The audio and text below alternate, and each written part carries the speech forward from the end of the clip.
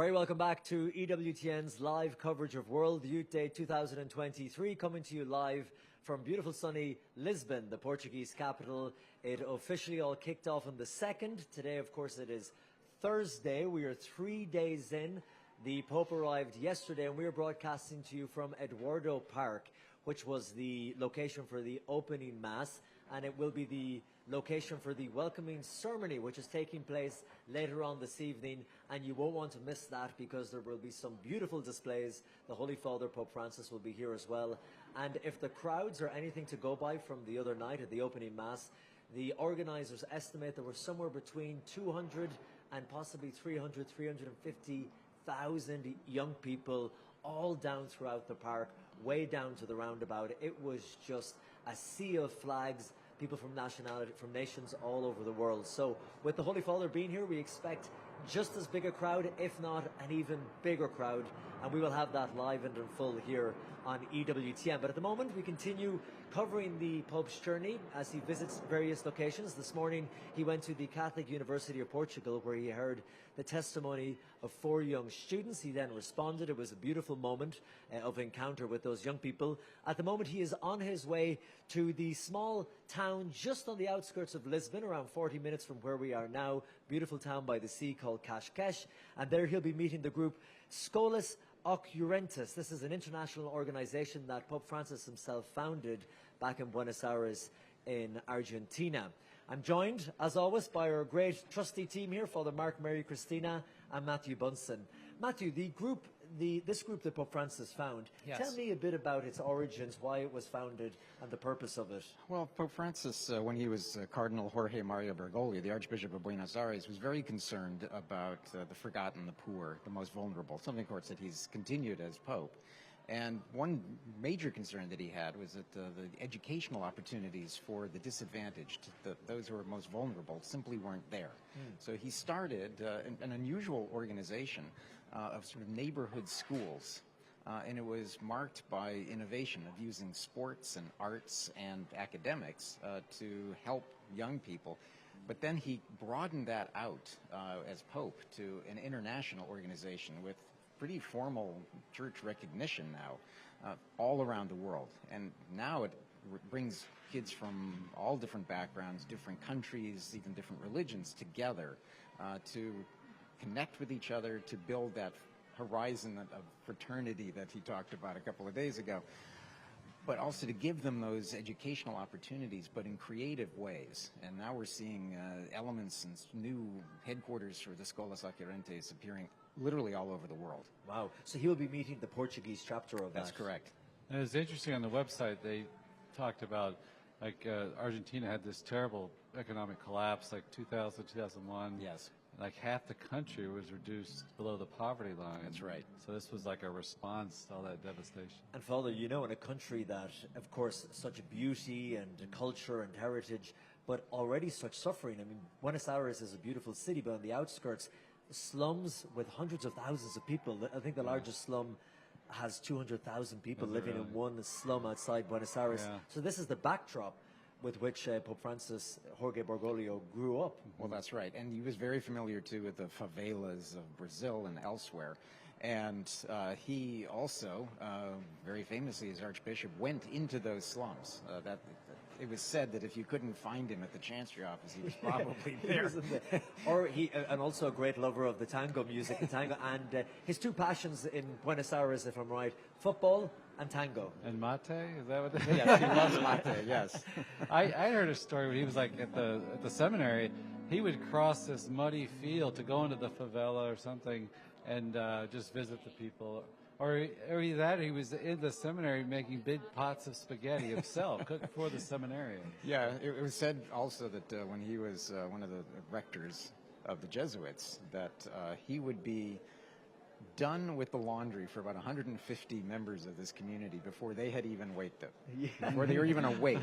And I remember seeing a great documentary made by the Knights of Columbus where they were saying, you know, the Pope, when he was Archbishop there, he was famous for traveling on the metro and the subway with the people, and that he would answer his own phone. And when he became cardinal, people thought this was unheard of. And when he would answer, they'd say, this really cannot be the cardinal answering his own phone, but that humility was always there. Well, and now people can't believe when He still does answer his phone.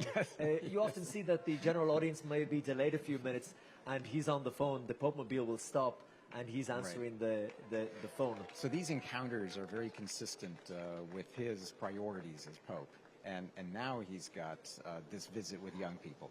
Now I see on our monitor here in the studio we are getting a live feed, live pictures from Cascais, people gathering around the gates here of this centre with their phones. So we presume now the Pope has arrived. We are trying to see here, we see the shot like you can see from the air. So yes, the Pope has arrived. He will be going inside and we will have an English translation of his words. And this one, we will see, we're a bit unsure what will happen, exactly who he will speak to, who he will meet. So we'll be watching this unfold with you live at home as well. The expectation is he's going to be meeting with some of the students, younger kids. So he just went from university to younger setting. So that's why I think his remarks are going to be much more extemporaneous. And you want to make some comments about maybe just anecdotally what we've kind of encountered? So far today? Yeah. I loved when we were talking about it, and yes, you're right, we're conscious that people are tuning in all over the world all the time, so you may have missed it earlier today. It was wonderful at the Catholic University of Portugal. They held the event outdoors in front of the university in the beautiful sunlight, and there was a crowd of 2,000 people there watching, 2,000, a lot of them young people, and then you had a further 6,500 people watching in an area nearby on large screens. Of course, they can only accommodate so many people in each location. But when these 4 people gave their testimony, and then, as I said, the last person who was from Iran then went to Iraq, fleeing the persecution in Iran and the hardships there, only for the war to break out in Ukraine, and then going here to Lisbon. Right. But what she said at the end, she said, "You've no idea what this means to me." And I just thought that summed up everything for those young people. I was just talking to 2 pilgrims from Switzerland. One was from Switzerland, one was Portuguese. But, you know, they described it. One of them said, I said, "What's special about World Youth Day?" And they said it's a living faith. That I think she meant that it's kind of cold and we need to break in with this. I guess. Yes, Father, I'm just being told now that we are going to leave Eduardo Park, where we are sitting and talking to you now, and let's cross live to Cascais and listen to the Pope's remarks. The walls, for those of you joining us by radio, the walls are colorfully decorated. Paintings.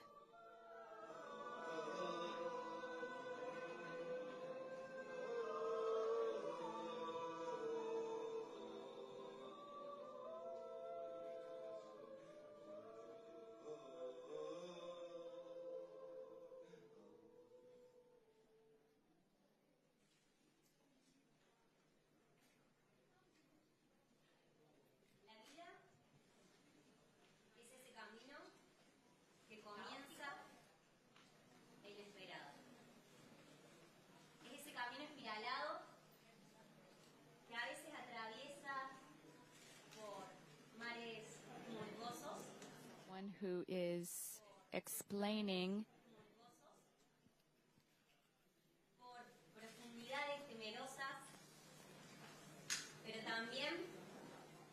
and this young person is describing the meanings of the paintings that I described earlier.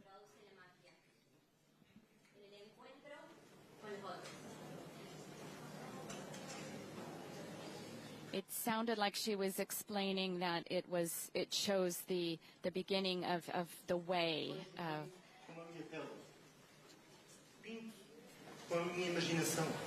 Another young person is continuing the explanation.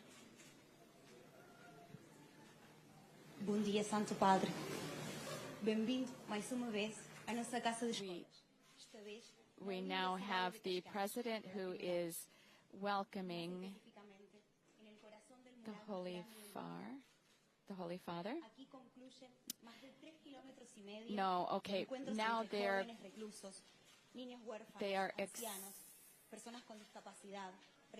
they're going to be presenting a mural. It's 3 kilometers long, and perhaps this is part of what we're seeing here. Foram mais de 5.000 pessoas e mais de 100 instituições que se juntaram para partilhar o próprio caos com nós outros e encontrar juntos um sentido. All of this is very spontaneous, so we don't have translations of what these young people are saying.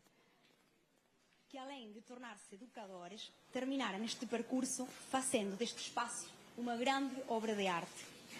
Mas são eles, muito melhor que eu, que podem contar as suas vivências e também fazerem algumas perguntas que surgiram das suas experiências. Força, Lashi! Bom dia. Escolas, escolas, escolas. Quando me foi apresentado, não tive dúvidas em aceitar e abraçar, porque é um espaço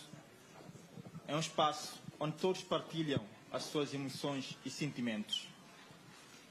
É um espaço onde cada um contribui com aquilo que tem de valores éticos e morais para o bem-estar da comunidade, independentemente da sua religião ou origem. Sou guineense, da Guiné-Bissau, e sou muçulmano. Mas sinto-me neste espaço. E como sendo muçulmano, sinto a obrigação He's e dever explaining that me juntar e fazer this parte mission deste goes movimento. beyond Porque o que o Islão também apela the people é a boa who convivência entre participate, as crenças, especially entre as those- diferentes crenças. because Apela e zela pelo bem-estar da comunidade. Apela he's saying that it's a community that welcomes all sorts of people. aquilo que devemos fazer, pelo cuidado que devemos ter com o próximo. E por esta razão, gostaria de It's been a lively experience, really remarkable, because he's had the opportunity to be with people of different religions and cultures, people with disabilities, de tanta diversidade and there's a lot of ter uma obra de arte. diversity. Obrigado. I think that it's a work of art that a lot of different cultures and different faiths have been participating.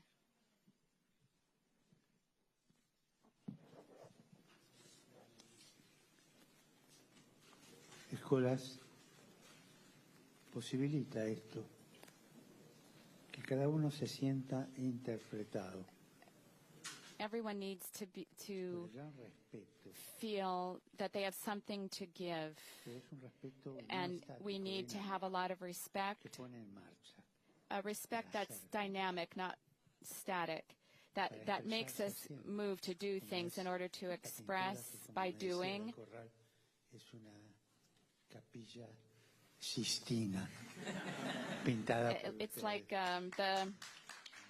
so what you've created is like the Sistine Chapel, except it's been Escola te painted by pone en you. marcha. Escola te hace respetar al And otro. Skolas Y makes escuchar al otro que tiene algo que decirte, expects y you el to otro respect escucharte al otro others que because others tienes also algo have que something to decir. say to you. Escola And te muestra even if el you camino have hacia something to say, and Skolas Si por ahí te can quedas, help te you levanta see y the te way hace that's levantar. ahead of you so that you can get up and walk and journey toward others. It's a way to meet others by walking. De la religión que sea, From the country that you have and from the religion that you belong to, it's to walk forward, walking together. ustedes han hecho para llegar acá.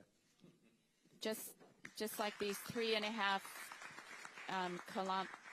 kilometers of mural that you have painted. Eu queria seguir um pouco na direção da diversidade para entrar no tema que foi a base dos nossos 2 meses de trabalho, que é o caos.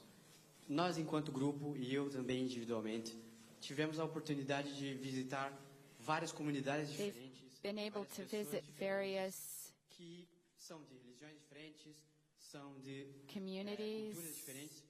different Isso nos deu uma cultures. oportunidade grandiosa de aprofundar cada vez mais, And não só through this, dentro he's been able to da própria pessoa, mas também deepen de toda a things comunidade, within himself, but que é also about the descobrir community, o in order to sentimento discover verdadeiro que elas tinham, as verdadeiras dores que elas sentiam, e com isso dar a oportunidade a elas de representarem tudo isso com uma pincelada, com uma linha, no mural, dar a oportunidade de se expressarem.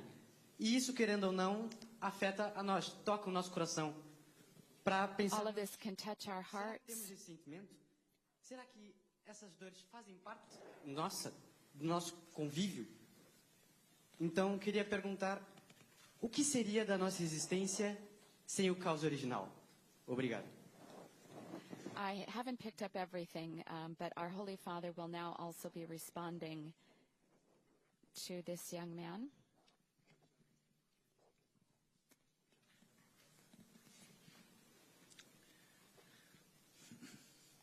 Vos decís caos. Está bien. You're talking about chaos, and you're talking about crisis. ¿Sabes de dónde viene la palabra? Do you know where the word crisis comes from? Se cosechaba el trigo, se pasaba por una zaranda. Se When cribaba, when you when you sift flour, it's the sifter, and the crisis within a person is like this. So when things happen in life, problems that we have, y vos tenés que elegir. you have Una to vida choose. sin crisis es una vida séptica. A life without crisis ¿Vos te gusta tomar agua? is a life that doesn't have Si yo te doy color. agua Do you, destilada, pues una you like to drink water? If I give you distilled water, you wouldn't like it. vida sin crisis. Como el agua Distilled water is water without crisis. So a life without crisis is like distilled water. It doesn't have taste or anything. It doesn't, it's useless. destilada. Y cerrar la puerta. It's only, it's only worth keeping. Las crisis That's hay it. que asumirlas. The crisis, we need to assume crises, and we need to resolve them. Tampoco es bueno porque es un suicidio continuo. And Es como un to create a crisis isn't good. That would be like just staying like a dog trying to catch its tail. Raramente solo. Y eso también es importante en el grupo de escuela. Caminar juntos para It's also good to confront crises together so that crecer. we're not alone in them, and we move forward and we can grow this way. Aunque sea para comer una Good, good. Keep moving ahead.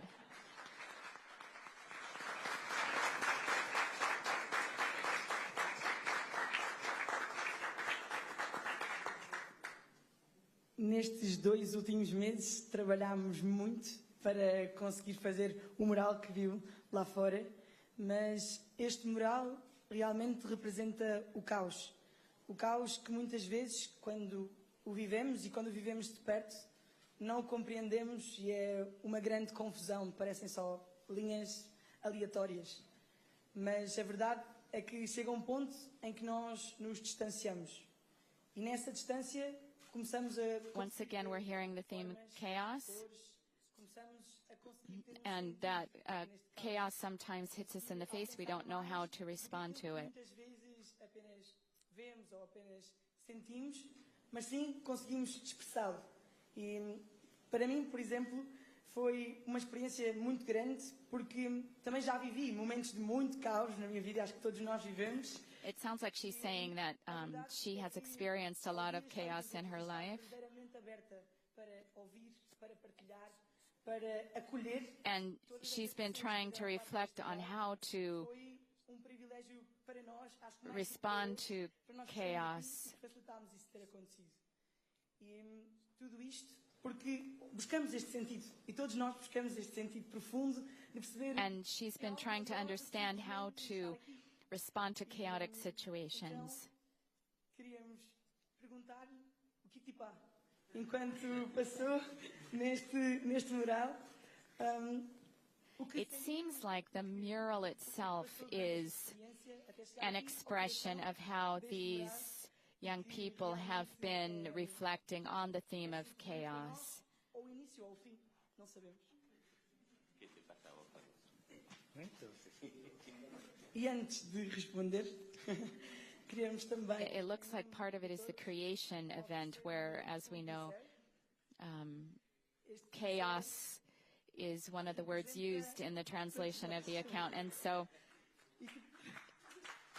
in everyone's name, they're offering the gift of a paintbrush to the Holy Father, which they would have used to create this mural. Había alguien que decía que There's someone who said that the journey of man and women, of human life, is to create out of chaos the cosmos, to move from what is disordered and chaos to create a cosmos out of it, something that has meaning, but it's open, it's inviting, and inclusive. And I don't want to become a catechist here, but if we look at the structure of the narration of creation, it's mythical. And out of myths, it's a way of knowing. It's a way of creating meaning. And so whoever created that creation myth, in parentheses, that person wrote it many, many years after the experience of creation itself. And it was actually written many, many years after the Exodus experience. And so they were reflecting on how that chaos was transformed, and they're using a very poetic language to understand how God one day creates the light and then continues to create other things, transforming the chaos into the cosmos. And in our lives, the same thing happens. There are moments of crisis, and they're chaotic. And someone might even know if they're on their feet, and sometimes they're dark moments. And this is the personal work that a person goes through, but also we're helped by people who accompany us in order to create this cosmos. There's a lot of, and even in the Sistine Chapel, we see how the cosmos is created out of the chaos, but we also see it among you. Never forget this. Out of a chaos, a cosmos can come out, and this is everyone's journey. A life that remains at a chaotic level is a life that never conquers, but one who's never experienced crisis or chaos is a distilled life. Everything's perfect. It's a distilled life. It doesn't give life. And it's a way of dying, but there's life where there's chaos.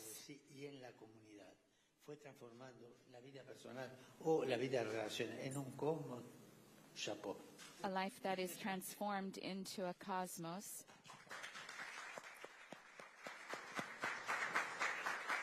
Muchas gracias, Papa Francisco, por tus palabras. Gracias. É uma alegria para nós concluir assim este caminho, mas apesar desta experiência terminar, it's a joy for us to conclude this journey with the hope that what we have painted will not end, but will open another path. In fact, each part of the mural has been an experience. It's a synthesis of the artistic world and the virtual world. And so they're going to be unveiling the last part of the mural.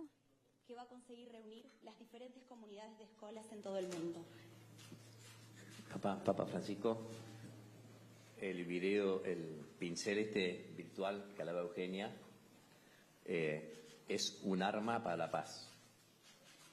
And what he's holding up is a virtual paintbrush.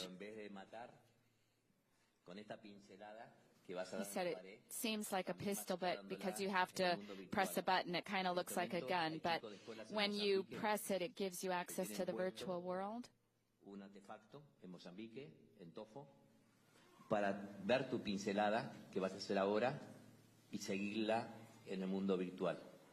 Porque los jóvenes. And so, all over the world, other people will be able to see the Pope's paint strokes all over the world. And so in this way we can see how the virtual world can unite. And so this is a digital paintbrush that the Holy Father, it seems, will be using in order to paint something on the mural, in order to give him the possibility of painting, and this.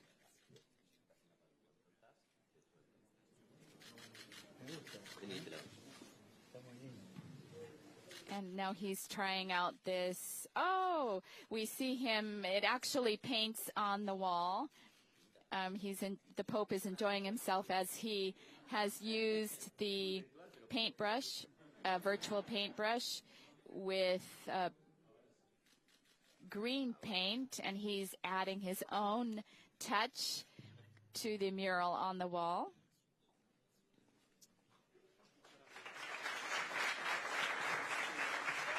And those who are here now are expressing their applause.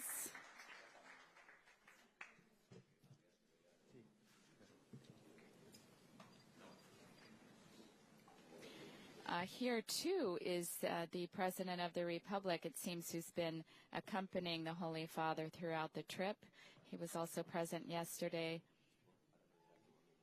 or this morning, rather, with the university students at the University of Portugal.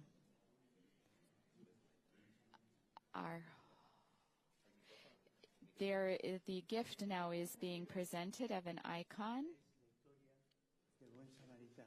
It's the story of the Good Samaritan.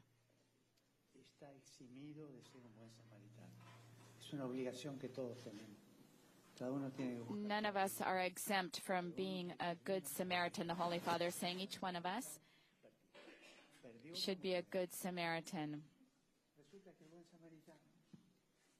And the Good Samaritan, we can see on the ground. But we also see those who passed by first, the Levite and the priest, and they went by in a hurry. And they didn't pay any attention to the man on the ground. They couldn't touch him because there was blood. And according to the law of that time, anyone who touched blood was impure and had to purify himself. And so that impeded anyone with blood. A person couldn't touch them.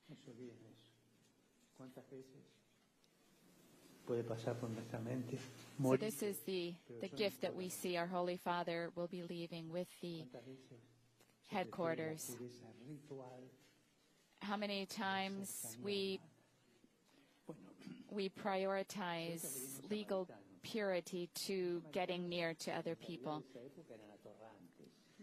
The Good Samaritan at that time would have been an idea that was really strange.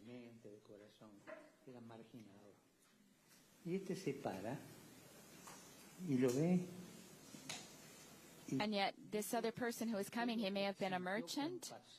He sees the man and he feels compassion.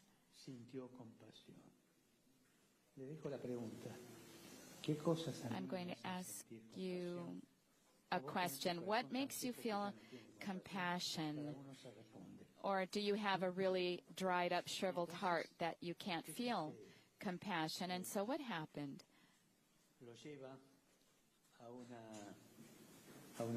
The man brings the wounded man to an inn.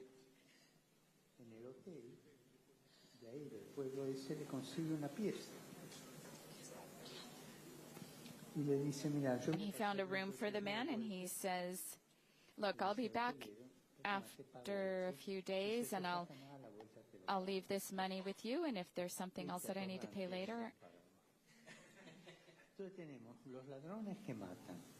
This is someone who paid well.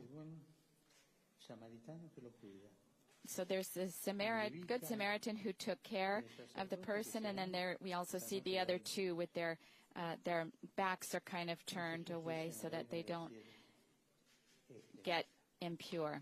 And Jesus, he's pointing to the person who had compassion. This person is near to the reign of kingdom because he had compassion. Where am I here in this picture? Am I helping the person? Or am I dirtying my hands? At times in life, we need to get our hands dirty in order not to get our hearts dirty. Our Holy Father explaining to the young people here the icon that he's leaving as his gift to the headquarters of Escolas Ocorrentes here in Caxias in Portugal. Desearme bendición a mí después. And he's giving them a blessing, but he's saying, that I want you to promise that you will also bless me.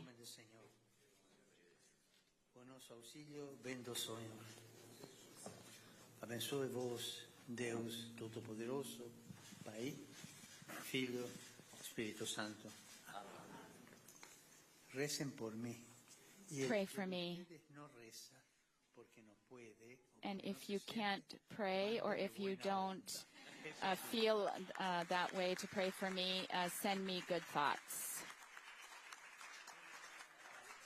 The Holy Father, surrounded here with this mural that we've been hearing about from these young people who themselves have painted it. A nos acompanhar para a bendição da videira, ritual da escola e símbolo do encontro entre mundos diferentes.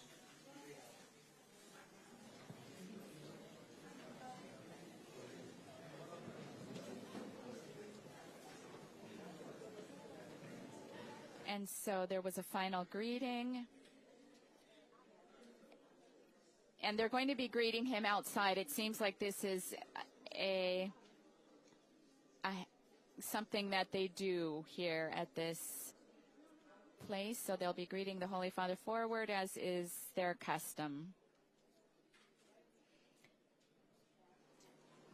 Our Holy Father taking place in this unscripted meeting with young people who partake of the movement that he himself had a hand in establishing in Buenos Aires. Our Holy Father also this morning, when he celebrated Mass in private, met with the family of a woman who came from France who died suddenly in an accident where she was staying in Lisbon. So our Holy Father himself being the Good Samaritan to this family who suddenly lost their loved one, a 62-year-old catechist who came to Lisbon for World Youth Day and instead died accidentally. We now hear the farewell, customary, of Escolas Ocorrentes.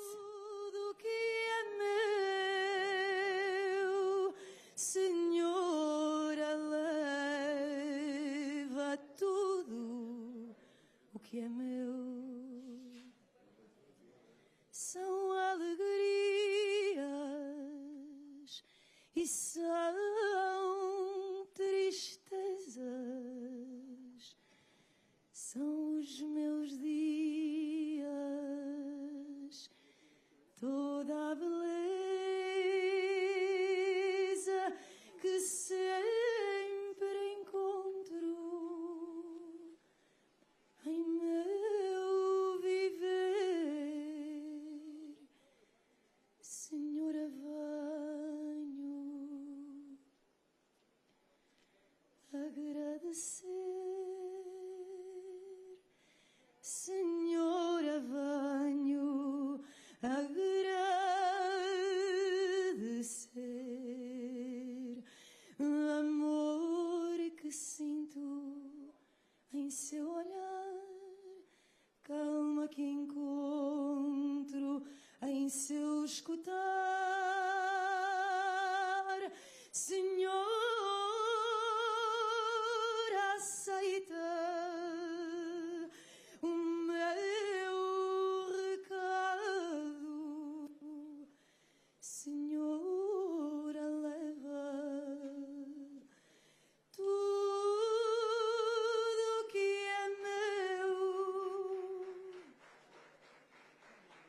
assim me encontro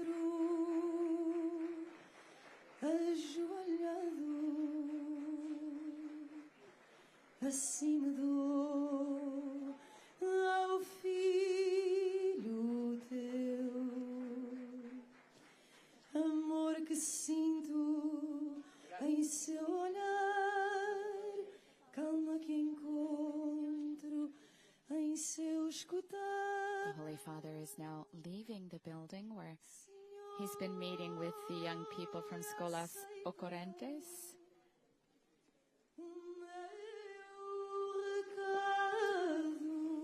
He's now with the president or the director of this particular facility.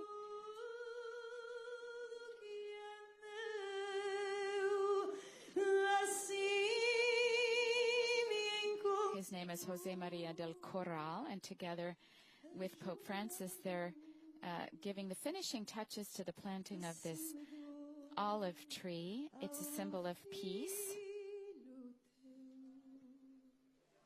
Muito obrigada, Cuca, embaixadora da Escolas em Portugal, por nos acompanhar com o teu talento desta origem deste espaço. E se falamos de origem, falamos de dois grandes símbolos de escolas, Oliveira e a Rola de Cá, sinônimo de gratidão e beleza. The song that we heard is one characteristic of greeting in Portugal.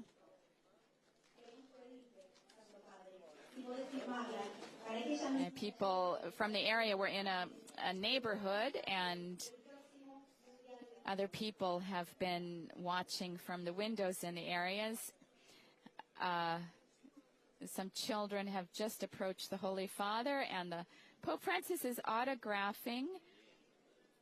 It looks like a ball, but it has something wrapped around it. So some child here in Portugal now has an autographed ball.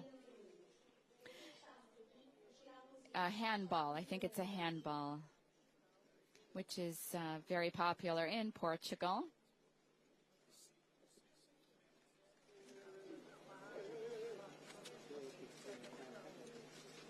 And our Holy Father now taking the microphone,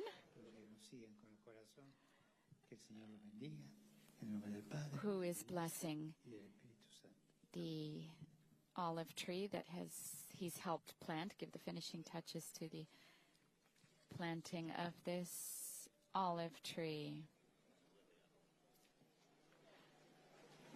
And now with a watering can, he's also giving it a bit of water. There's a hole dug in the ground, and the olive trees are still in the original pots from the nursery, and so those will be transferred now.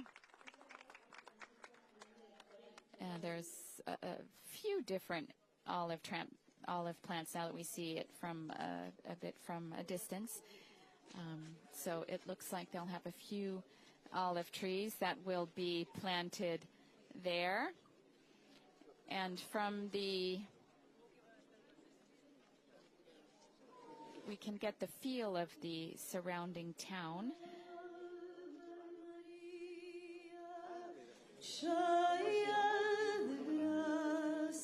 And we hear now the singing of the Ave Maria.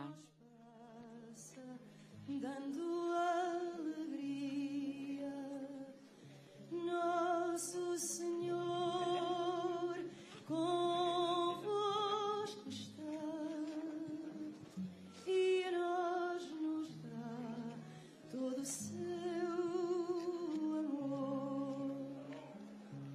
Rogai por nós, os pecadores, das nossas dores, ouvi a voz, e na agonia, quando chegar, seja. At this point, our Holy Father is being aided back into the car. He will be traveling by car back to the Apostolic Nunciature, where he will dine in private. It's just about 11:15 right now in Portugal.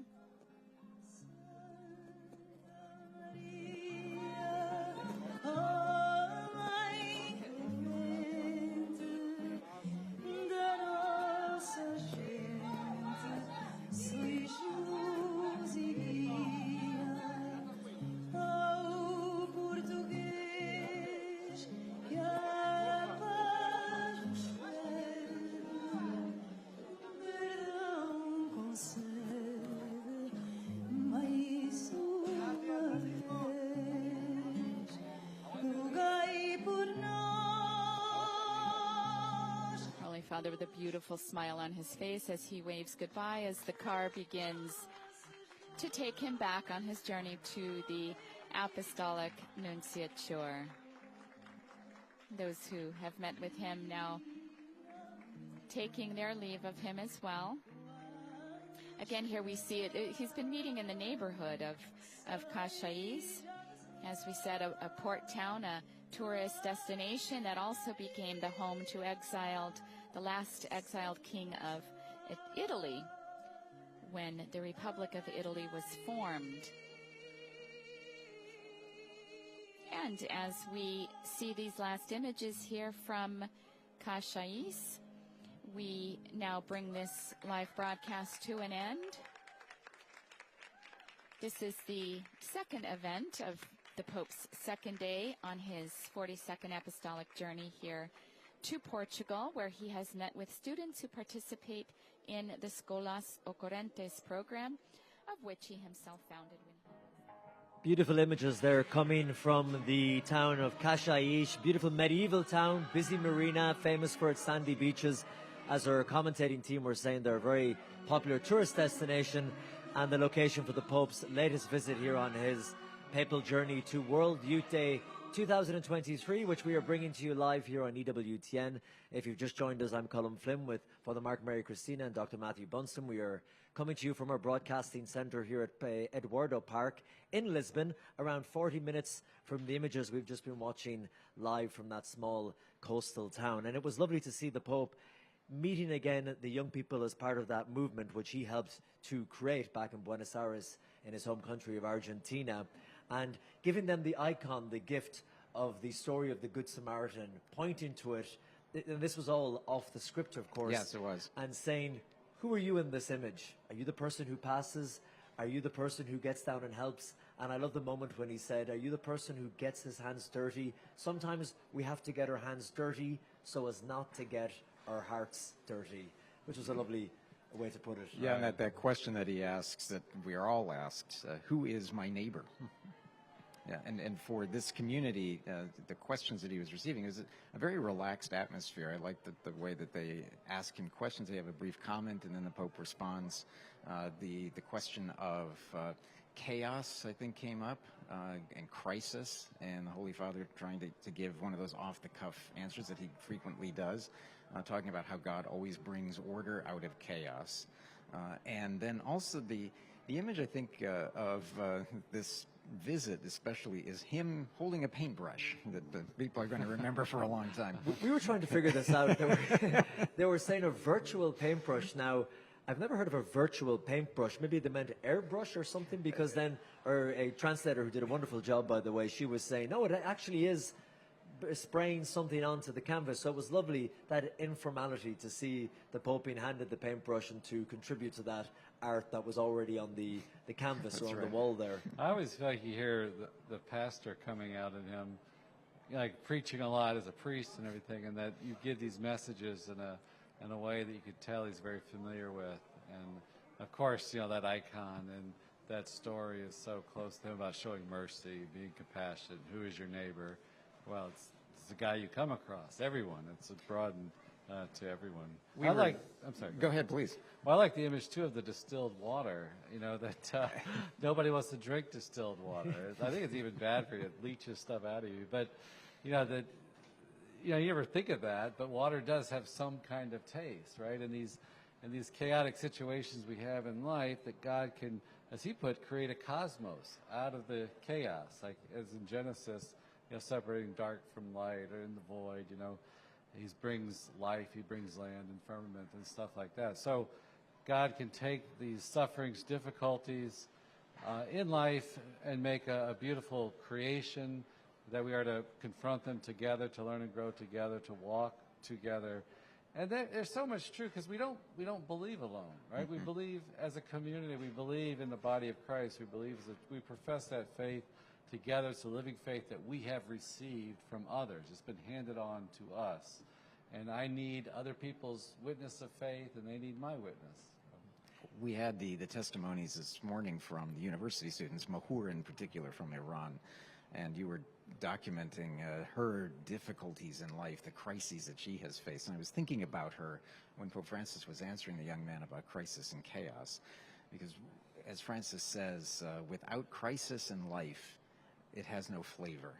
Life has no flavor, he said. And this idea that we can somehow avoid crisis, that we can avoid chaos in our lives, simply isn't true. It's going to happen. But how we respond to that, how we react to that, I think was one of the points that Francis was making. And actually, Matthew, to your point, if some of our viewers missed that story this morning of that beautiful young lady who was speaking about her journey from Iran, then to Ukraine, and here to Portugal, our colleagues at CNA have already produced a short story on that, so you can go online and look for that, CNA, and some stories of the Asi students. Prensa is also has a beautiful piece. It's in Espanol, in Okay. Spanish. Yeah, Wonderful. Our Spanish partner. And just to give you at home an idea of this meeting we've just watched live along with you, how relaxed this is. You know, this morning and in other cases when we see the Holy Father meeting young people like this morning at the Catholic University of Portugal, we are given in advance a list of who will be speaking, their full names, their ages, and we're given more or less a rough idea of what they will be saying to the Holy Father, and the Holy Father maybe a general idea of how he will respond. So we have all that information ahead of time, so we know who is there and who will be speaking for what length of time. But for this meeting, we had nothing. It's the Pope is going to meet young people. That is it. When we were watching this with you, we were watching it unfold, which is the beauty of it as well. Right. The painting, the planting of the olive tree, the young people standing up, expressing, all of that is off the script, which is wonderful for the whole, to be able to have that relaxed environment. You feel like you really get to know him better when he acts, spontaneously speaking kind of from the heart, and that immediacy of the interaction. Yeah, I always love to see that in the Holy Pope, in the popes. Yeah, where we're seeing a pastor at heart. He is a very pastoral pope, an intensely pastoral pope.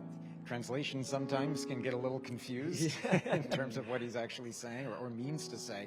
But this is also the great challenge that any pastor has of communicating the truths of the faith in a way that anyone can understand, especially young people.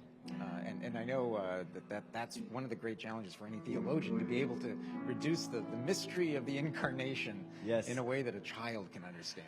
And as well, to be fair to our translating team across the few days, as people are tuning in and will be watching all the events, when you hear the various translators, the difficulty for them as well, translating live. Exactly. And it could be a complicated message that Pope Francis is trying to get across, and they're listening to it and trying to translate it in their mind, and they have other voices from directors and producers too. So it's a difficult thing to try and get it across, but that's with the beauty of television. We can see the images, and a picture paints a thousand words, an image does. So seeing the young people and just their faces and their joy is wonderful.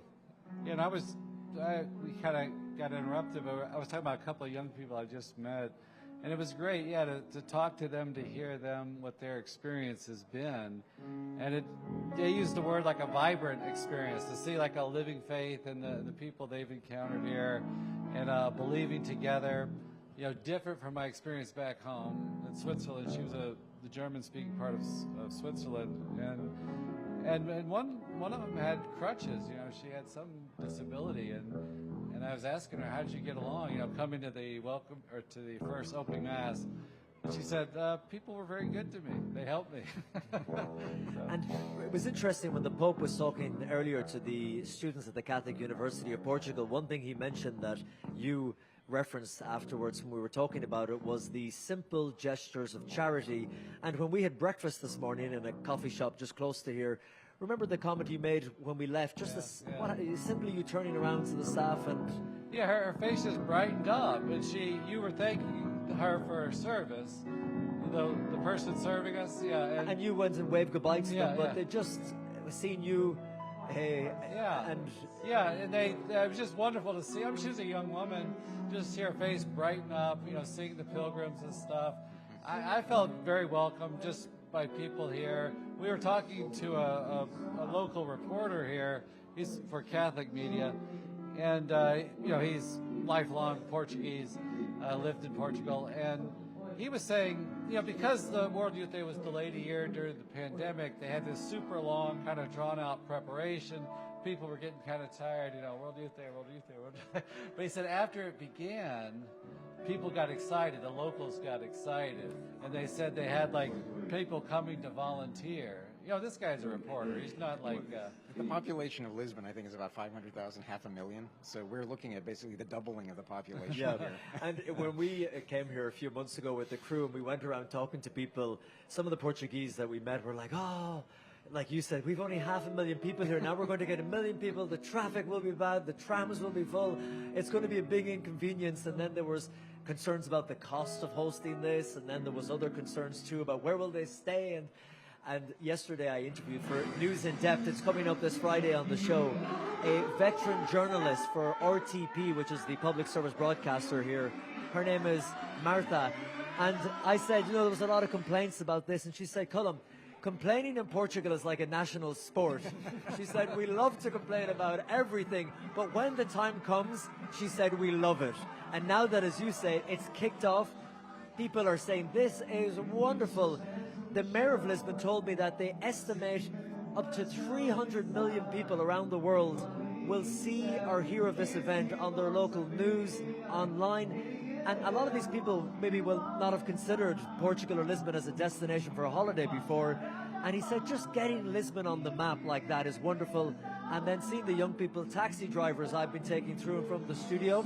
Yes, the traffic is bad. There are blocks in places. But they're saying this is wonderful. They love it. Well, I was going to say that I've been here for about a week, almost a week.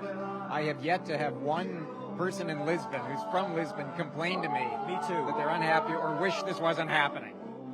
Well, we have around a minute left on air before we leave you from Lisbon. And I just want to point out, if you hear the rock music starting behind us, this is not the EWTN band playing. These are the organizers who are preparing and rehearsing for the welcoming ceremony, which is going to take place right here in Eduardo Park in Lisbon in a few hours' time this afternoon.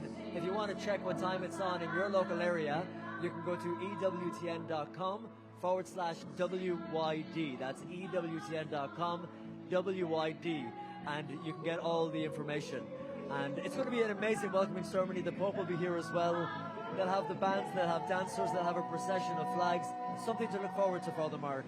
Oh, definitely. All the flags and the excitement. The young people, when they see the Pope, it's going to be a lot of excitement and fun.